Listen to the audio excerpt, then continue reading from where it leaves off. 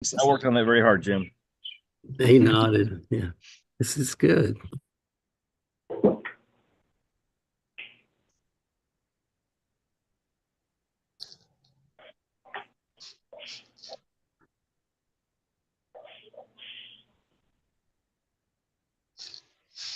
And then you just want to make sure this is muted. See this thing? You just hit that, and now we're good to go. All right, are we ready? Yep. No, hold on a second. We're good on our end. Did you want, can I reclaim host or you need that? Yeah, I'll give it back to you.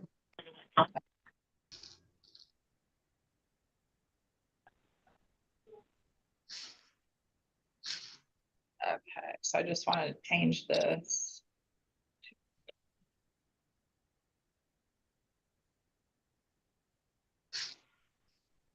Okay, we're all set, Frank. All right. I call the Sex Offender Risk Review Board meeting for May 16th, 2024 to order.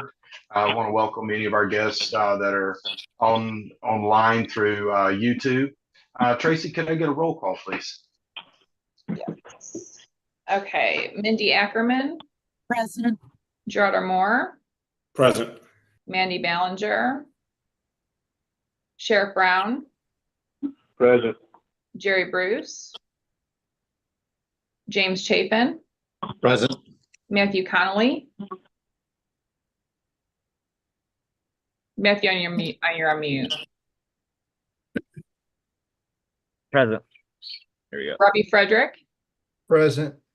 Katie Gropper is in court, so she cannot be with us. Jim Morton. Present. Frank Mullis.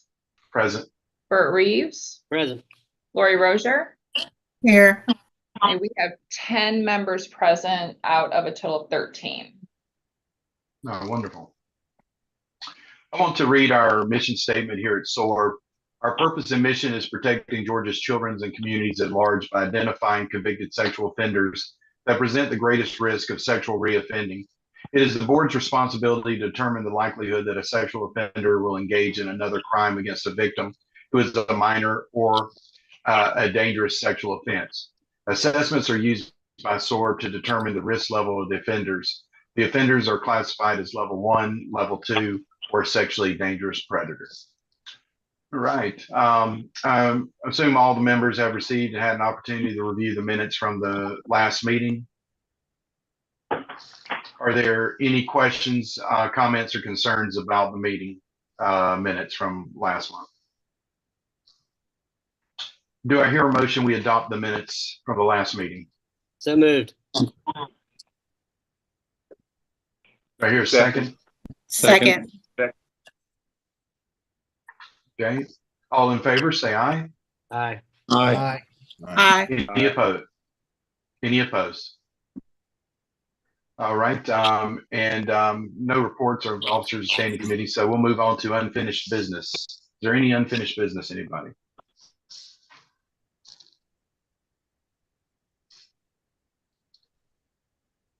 Is there any new business?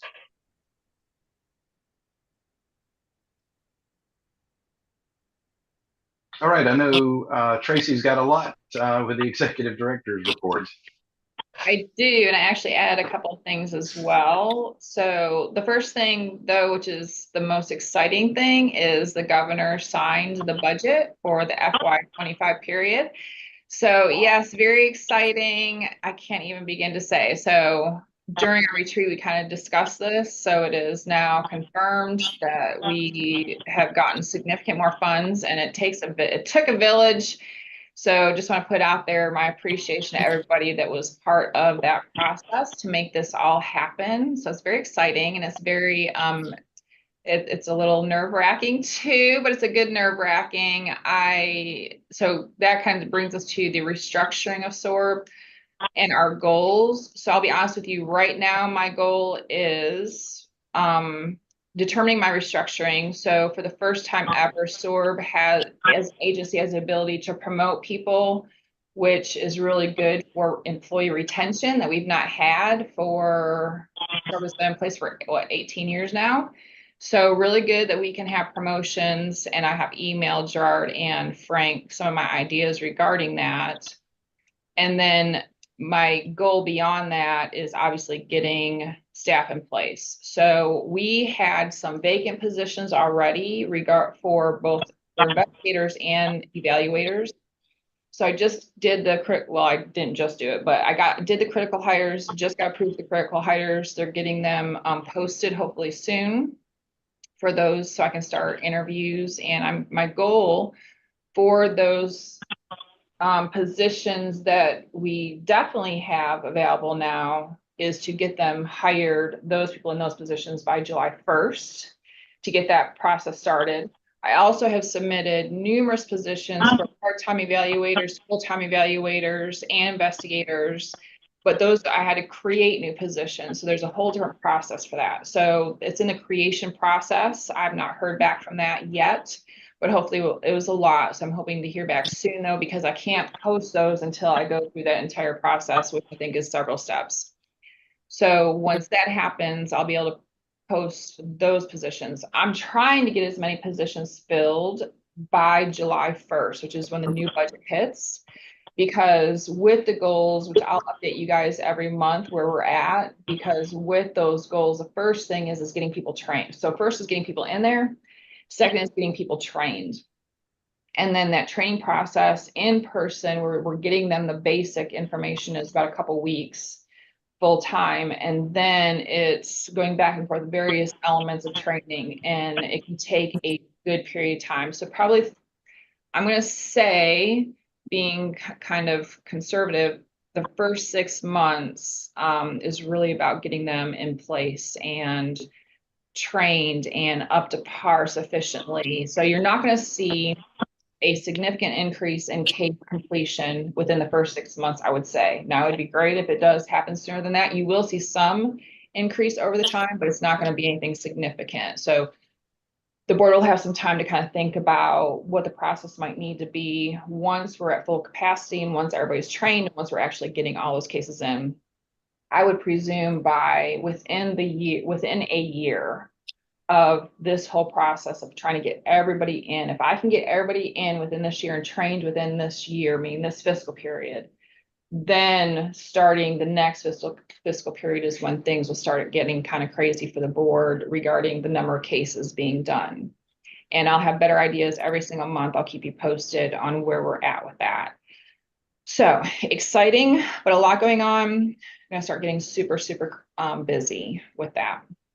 Now, Tracy, who do you submit those postings to? Where does that go? How does that work? DBHDD. They post it online, and so it goes out to the public.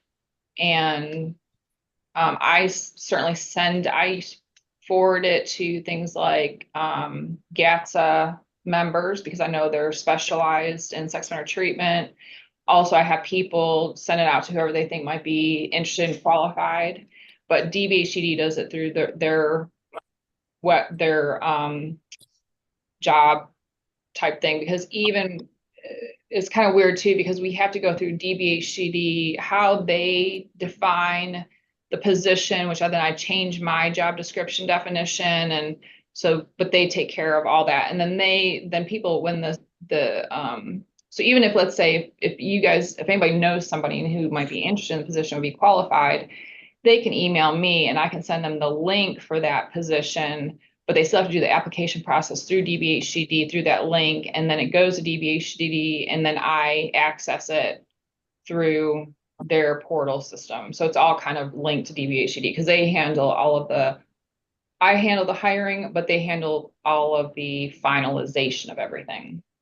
Okay, and so are these going to be virtual positions, or they're going to be coming into the office to be trained? How does that work? So everyone will have to come into the office for training in person for 2 weeks, as Marcus says, about 2-week long training process. Now with the investigator positions, it's about a 1-week training process in person.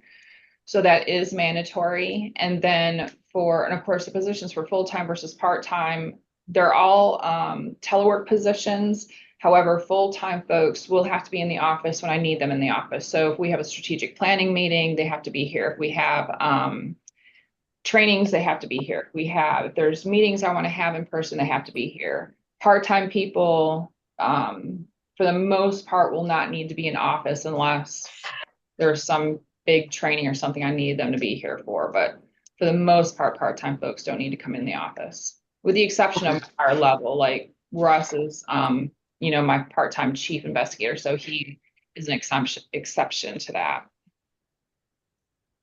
Okay, I was just curious. Any other questions about the appropriations or the restructuring or goals? Congratulations again, Tracy. You did Thanks. a great job. You get the credit for this. You were spot on, and this is huge. This is really, really exciting. So congratulations. Yes. Thank you. Great leadership. Thank you. I really appreciate it. I'm really excited. So thank you. The next thing is I did want to share, Russ brought to my attention. So Russ Finley is our chief investigator, and he has 2 investigators underneath him right now, which of course is going to expand greatly. But currently, so we've only had 3 part-time investigators really working hard to complete cases. And he shared with me how Richard Hammond, he's been working on DeKalb County, which is a bigger county, kind of like Fulton County, where there's a lot of cases. And they have worked really, really hard at creating the context of DeKalb County, getting the information from DeKalb County to start taking care of all these DeKalb County cases. It's not just DeKalb, it's a lot of different counties, but Richard has done an excellent job of reducing the number of DeKalb County cases that we need to process for investigations. And so, like, for example, Fulton has thousands of cases, which would be expected given the size of Fulton County. DeKalb is similar in the sense of not as big, obviously, but he's got it down to like 185 cases, which is huge. I mean, so I just kind of want to share an idea of how that works and how much they work and how much Richard has really addressed the DeKalb County cases and how helpful DeKalb has been with us processing those cases. So that's been really good.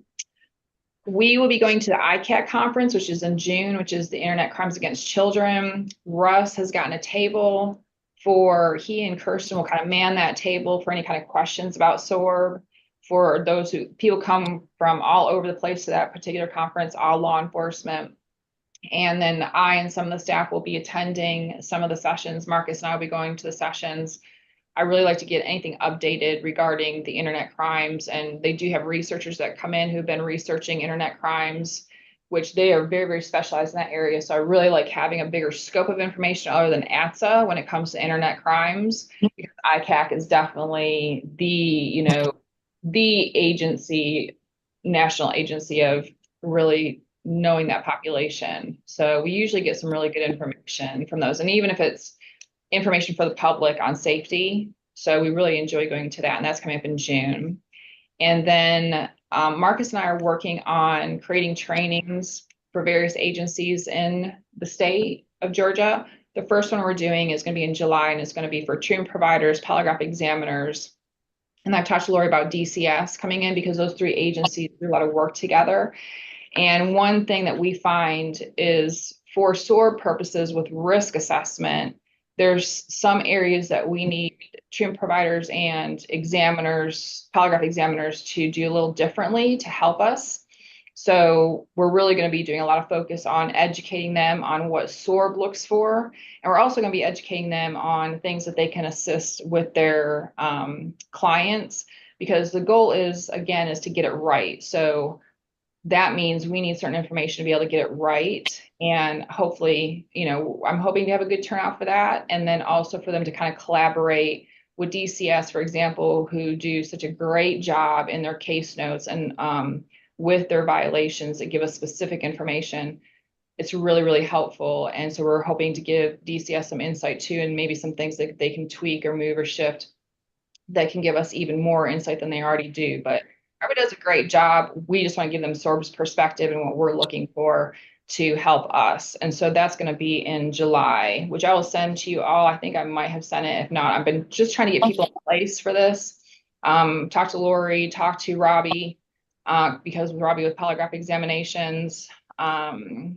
So I think that's the main 2 from the board. And speaking, talk to Frank about coming in, talking about the board's role. And so we're just finally, I think, getting it solidified. So really looking forward to starting that process. We'll probably also be doing a training this year for maybe for Gactyl, for PAC, for, you know, just different attorneys and representatives to give them some information. I know that Katie and I have solidified we're definitely going to the PAC conference. I believe that's in July. So I'm excited and looking forward to that. So we're going to be doing that as well.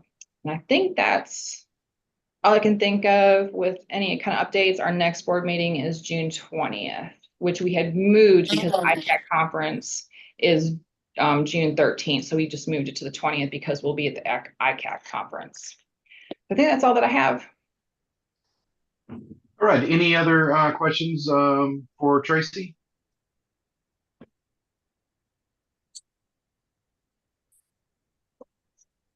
Okay, I think we're ready to move on to the case leveling. Is that correct? I believe so.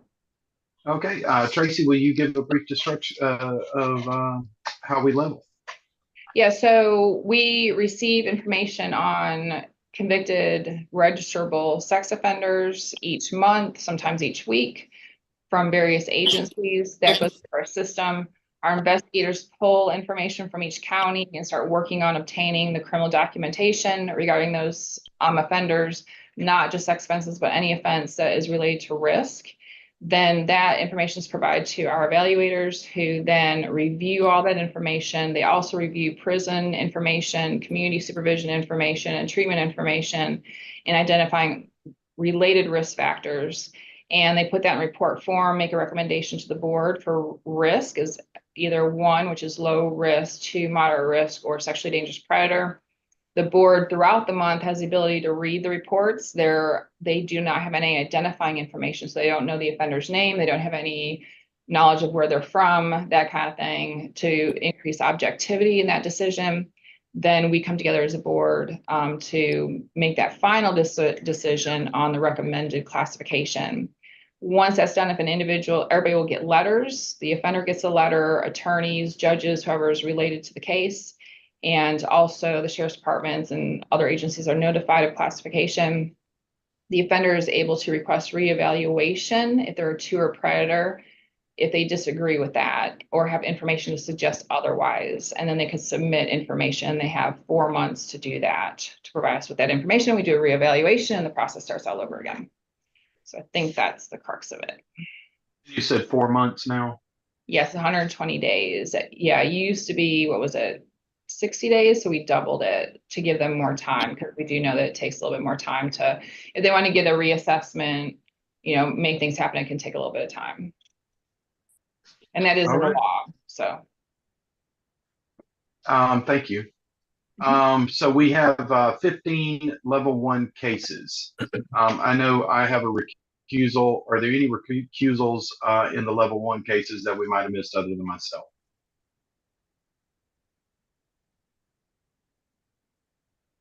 And I did forget, I'm trusting everyone had a chance to review all the cases. Is that correct? Yes. Yes. Yes. Yes. All right. Do any members have any questions, comments, or concerns about the level 1 cases that they've reviewed before the meeting?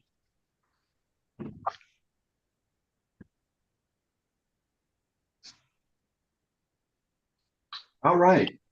Do I hear a motion then that we adopt the level 1 cases that have been presented to the board? It's Matthew and I vote aye. I second. All right. Let's get a roll call then. Okay, Mindy, Aye. Gerard, Aye. Sheriff Brown, Aye. James, Aye. Matthew, Aye. Robbie, Aye. Jim, Aye. Frank, other than your recusal, Aye. Bert, Aye. Lori, Aye. they all pass. All right. We have 12 level 2 cases, and I have a recusal, and I believe, Matthew, you have 2 recusals. Is that correct? Yes. Are there any other recusals we may have missed? Okay, are there any questions, comments, or concerns about the level 2 cases that have been reviewed prior to the meeting?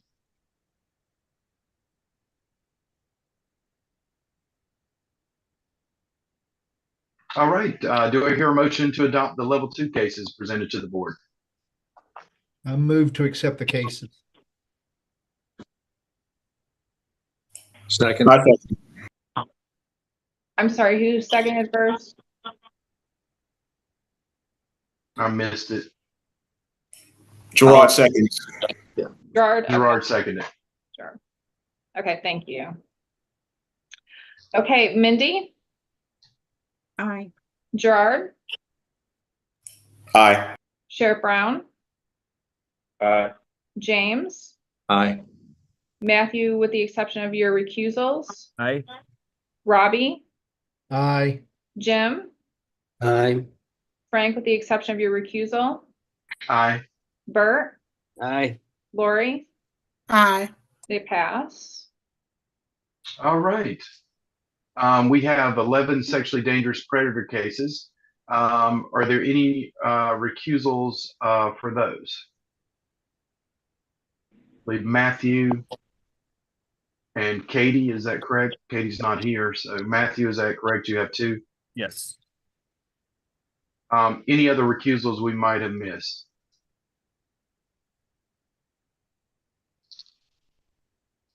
All right, do I hear a motion that we accept the sexually dangerous predator? I'm sorry, any comments, questions, or concerns?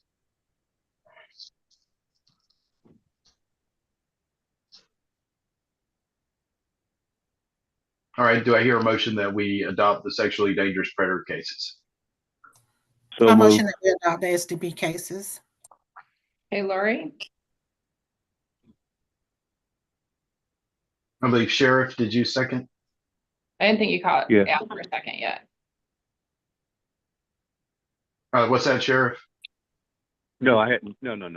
Oh, okay. Second All right, do I hear a second? Lori. Do I hear a second? I second. Robbie seconds. Thank you. And a roll call. Okay, Mindy, any questions or concerns by any of the SCPs? No, my vote is aye. Gerard, any questions or concerns by any of the SCPs? No questions and my vote is aye. Sheriff Brown, any questions or concerns by any of the SCPs? No, and my vote is aye. James, any questions or concerns by any of the SCPs? No, my vote is aye. Matthew, other than your recusals, any questions or concerns by any of the SCPs? No, my vote is aye. Robbie, any questions or concerns by any of the SCPs? No questions, aye. Jim, any questions or concerns by any of the SCPs? No questions. Aye. Frank, any questions or concerns by any of the SCPs? No, and my vote is aye. Bert, any questions or concerns by any of the SCPs? No, my vote is aye. Lori, any questions or concerns by any of the SCPs? No, my vote is aye. They pass. All right, and I believe we have 6 reevaluation cases. Are there any recusals on those? Okay, I don't see any recusals. Any ones that we may have missed? Any questions, concerns, or comments about the reevaluation cases?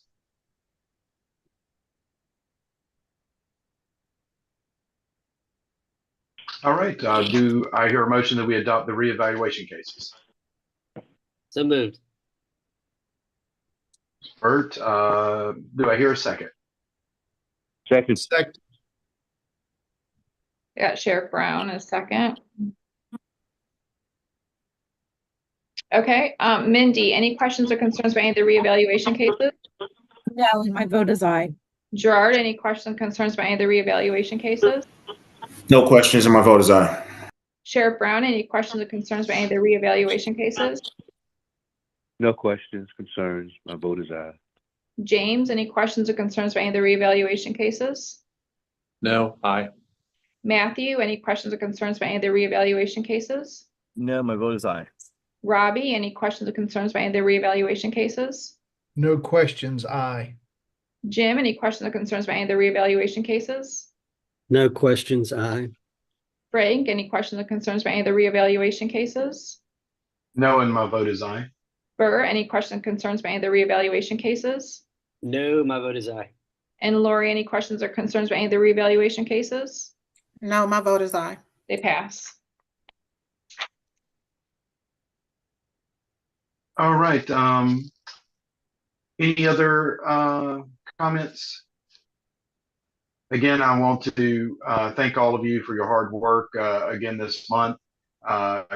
We are going to be headed into a lot more cases in the coming months, and I just appreciate all the hard work of the evaluators and the investigators and the staff for putting things together so that we can get through this, and just so excited about what this next year is going to bring for all of us, and especially Tracy and her hard work. Are we staying today? Is that for some training? Is that correct? No, I don't know that anything was scheduled for, Okay. I think, oh, actually, so I'm glad you brought that. Glad you brought, so two things, so bringing that up, Frank, thank you, is because we had talked during the retreat about having a training after each board meeting, even if it was a 30-minute type of thing. So what we need is, what would you guys like, which would y'all like for next month? So I'll have Marcus prepare that. And also, what type of research topic do you want him to provide to you following this meeting? So we need two things. One is a training for next month, next board meeting, and the other is a research topic. I'll throw out an idea. And I have no doubt that we've done this and do this consistently, but again, in the spirit of refreshing our memories, a walk through how evaluators look at reevals and the variables that they look at. You know, mostly what tends to happen is that whatever status is, you know, someone previously had, that's what upon reevaluation, they tend to have the same status. What are examples? I would love to know some examples historically of where we have some trends. And here are some examples of reevaluations where the needle moved. And these are the kind of variables. I just think that's really helpful in reviewing reevals to have that insight. And again, I know that we've already had this at time, but it's a refresh the memory kind of thing. To have that kind of insight is helpful. So I would ask for that.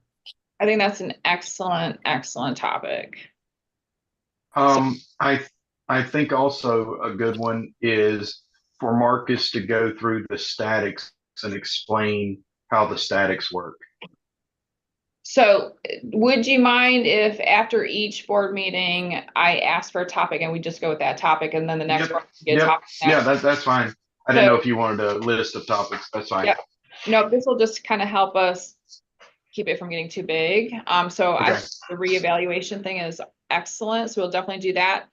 And what I'll do is I'll have Marcus look at research that applies to those risk reducing factors so the two things will kind of coincide with each other. Right. The training plus the research topic. So that sounds perfect. So yeah, be thinking of it. So Frank, write that down, that thought of the static, Yep. and we'll ask each time. So I think that'll be really helpful. So that sounds great.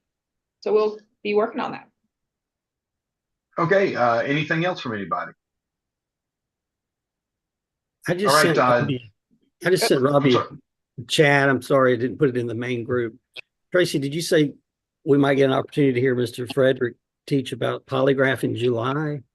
So if he has been kind enough to offer, it's gonna be very specific though, because we only have so much time. So I'm gonna be giving him about an hour, and I will probably likely be talking about question construction predominantly, but he and I'll be getting together about what it is that has been issues we've seen in polygraphs and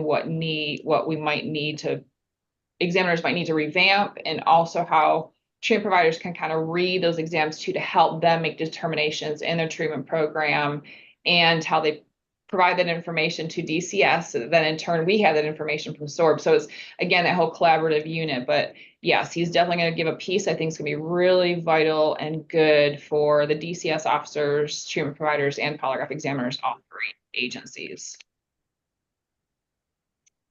Yes, I'm very excited, Robbie. Woohoo, woohoo. All right, do I hear a motion? We adjourn. So moved. Second. Yeah. All right, Tracy, did you need to speak to anybody after the meeting? Are we good? No, not that I can think of. Thanks, everybody. I All appreciate right, you. all right, thank you. All right, Guys. thank you. everyone. Bye.